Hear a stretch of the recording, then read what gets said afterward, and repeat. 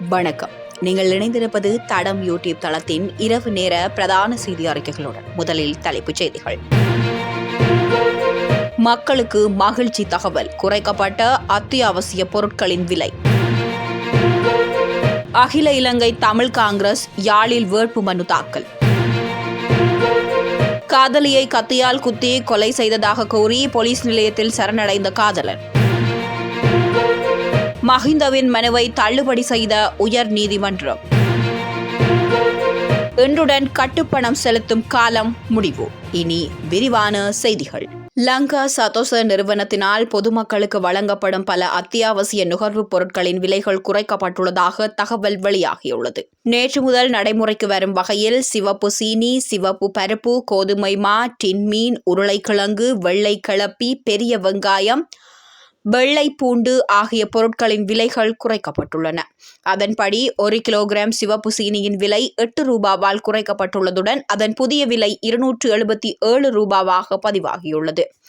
1 kilogram சிவப்பு பருப்பு 4 ரூபாவால் குறைக்கப்பட்டு அதன் புதிய விலை 279 ரூபாவாக பதிவு செய்யப்பட்டுள்ளது. 1 கிலோகிராம் கோதுமை மாவின் விலை 2 ரூபாவால் குறைக்கப்பட்டுள்ளதுடன் அதன் புதிய விலை 162 ரூபாவாக அறிவிக்கப்பட்டுள்ளது. டின்மீன் ஒன்றின் விலை 10 ரூபாவால் குறைக்கப்பட்டு அதன் புதிய விலை 490 ரூபாவாக பதிவாகியுள்ளது. 1 கிலோகிராம் உருளைக்கிழங்கின் விலை 13 ரூபாவால் குறைக்கப்பட்டு அதன் புதிய விலை 185 ரூபாவாக பதிவாகியுள்ளது.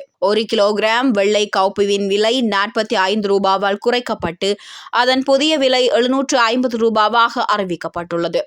1 கிலோகிராம் பெரிய வெங்காயத்தின் விலை 25 ரூபாயால் குறைக்கப்பட்டுள்ளதுடன் அதன் புதிய விலையாக 160 ரூபாவாக பதிவாகியுள்ளது.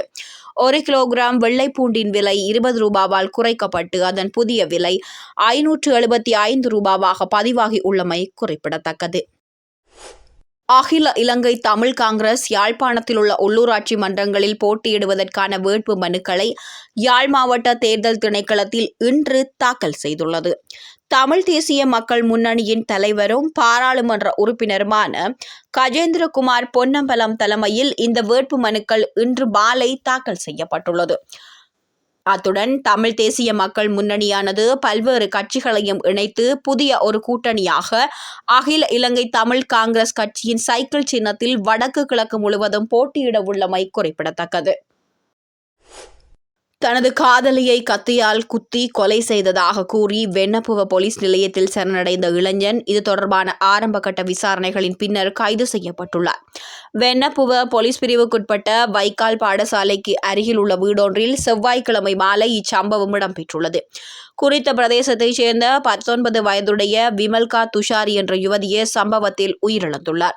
குறித்த பெண் மாரவில வீரகேன பகுதியைச் சேர்ந்த 21 வயதுடைய இளைஞன் ஒருவருடன் சுமார் 1.5 வருட காலமாக காதல் உறவில் இருந்த நிலையில் அண்மையில் இந்த உறவை முறித்துக் கொள்ளலாம் என தனது காதலனிடம் கூறியுள்ளார். இது தொடர்பாக குறித்த பெண்ணின் வீட்டில் வைத்து இருவருக்கும் இடையே ஏற்பட்ட வாக்குவாதத்தை தொடர்ந்து இந்த கத்திக்குத்து இடம்பெற்றுள்ளதாக போலீசார் தெரிவிக்கின்றனர். முறையான மதிப்பீடு இன்றி தமக்கு வழங்கப்பட்ட பாதுகாப்பு அதிகாரிகளின் எண்ணிக்கையை 60ஆக குறைக்க அரசாங்கம் எடுத்த முடிவை சவாலுக்கு உட்படுத்தி முன்னாள் ஜனாதிபதி மஹிந்த ராஜபக்ச தாக்கல் செய்திருந்த அடிப்படை உரிமை மனுவை உயர்நீதிமன்றம் இன்று விசாரணைக்கு எடுத்துக்கொள்ளாமல் தள்ளுபடி செய்துள்ளது. மஹிந்த ராஜபக்ச தாக்கல் செய்த மனுவை நீண்ட நேரம் பரிசீலித்த பின்னர் உயர்நீதிமன்றம் இந்த உத்தரவை பிறப்பித்துள்ளது. இலங்கை உள்ளூராட்சி மன்ற தேர்தலுக்கான கட்டுப்பணம் செலுத்தும் காலம் இன்று புதன்கிழமை நண்பகல் 12 மணியுடன் நிறைவடைகின்றதாக தேர்தல் ஆணைக்குழு தெரிவித்துள்ளது. அதன்படி நண்பகல் வரை மாவட்ட தேர்தல் அலுவலகத்தில் வைப்புத் தொகை செலுத்தலாம் என்று தேர்தல் ஆணைக்குழு தெரிவித்துள்ளது.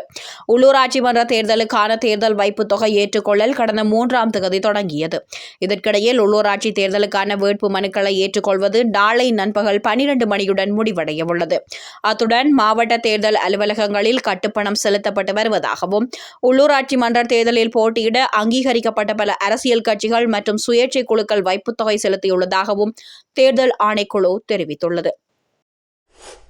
இத்துடன் இரவு நேர செய்திகள் யாவும் நிறைவடைந்தன. தொடர்ந்தும் செய்திகளை தெரிந்து கொள்ள எமது தடம் யூடியூப் தளத்துடன் இணைந்திருங்கள். நன்றி.